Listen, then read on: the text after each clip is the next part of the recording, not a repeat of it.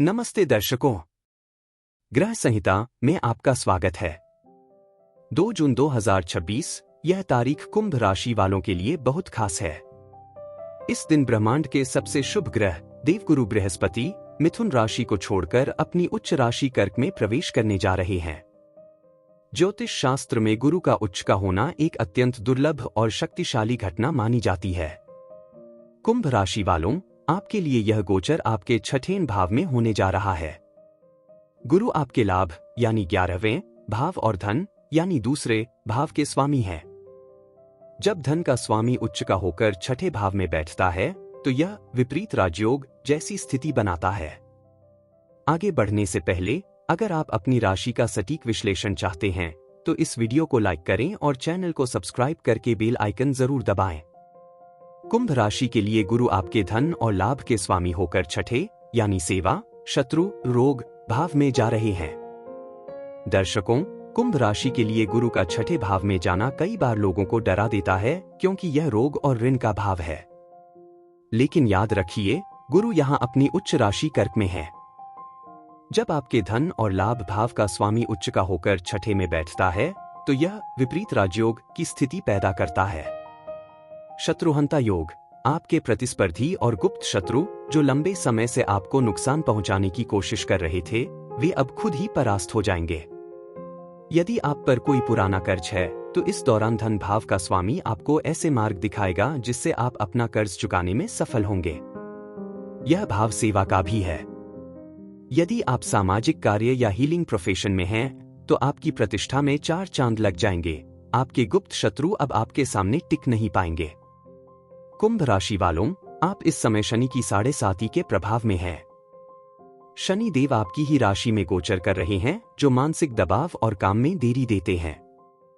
दर्शकों, गुरु का फल केवल राशि परिवर्तन से नहीं बल्कि नक्षत्रों की चाल से पूर्ण होता है।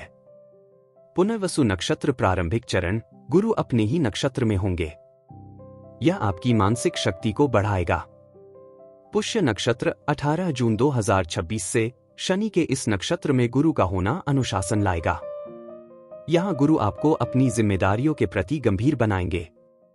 आश्लेषा नक्षत्र अंतिम चरण, बुध का प्रभाव होने से वाणी में चतुराई आएगी, लेकिन स्वास्थ्य का ध्यान रखना होगा। कुंभ राशि वालों, अपनी कुंडली में कर्क राशि के बिंदुओं की जांच करें।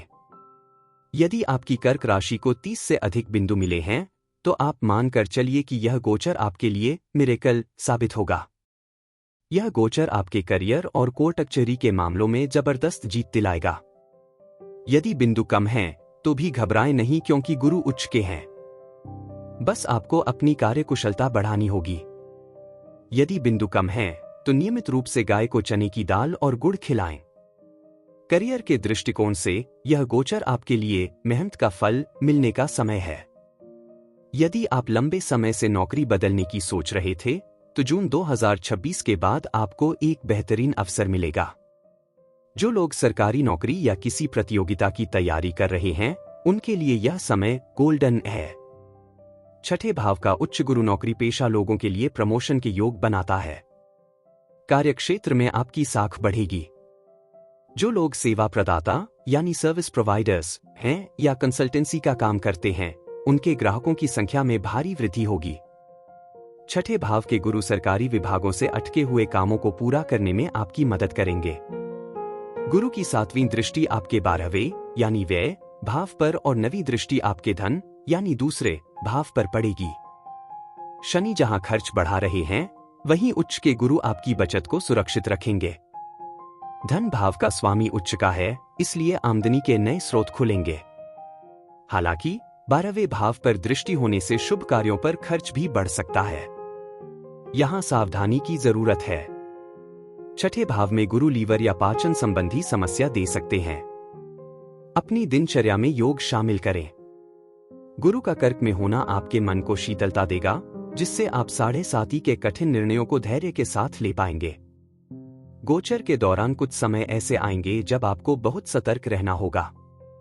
जुलाई से सितंबर 2026 का समय निवेश के लिए सर्वश्रेष्ठ है। अक्टूबर 2026 गुरु के वक्री होने के दौरान निवेश के फैसलों को टाल दें।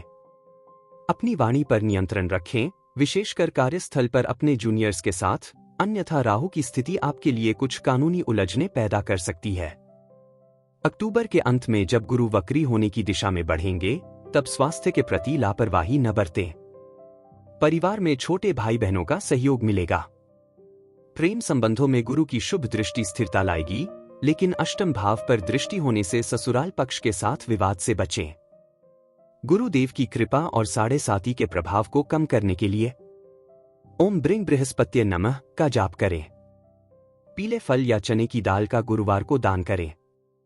केसर का तिलक लगाएं और बड़े बुजुर्गों का आशीर्वाद लें। कुंभ राशि वालों, यह गुरु गोचर आपके जीवन में संघर्षों को कम कर सफलता की नई कहानी लिखेगा। कमेंट में जय गुरुदेव लिखें और इस वीडियो को शेयर करें।